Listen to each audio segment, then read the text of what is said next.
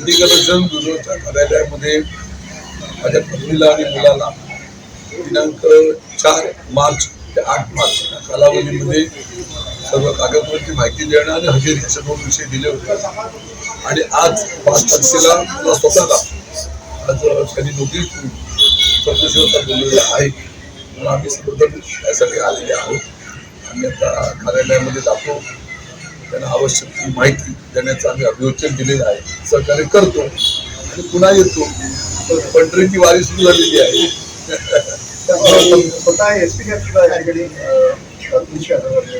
असं समजतं मला सुद्धा. या विभागाचे SP तिथे भेटीसाठी आलेले आहेत. कार्यालयाच्या भेटीसाठी आले की माझ्या भेटीसाठी आले हे गेल्यानंतर मला समजेल. टाइम्स डिजिटलला लाईक करा, सबस्क्राईब करा, शेअर करा आणि बेल आयकॉन दाबायला विसरू नका. पाहत रहा टाइम्स डिजिटल.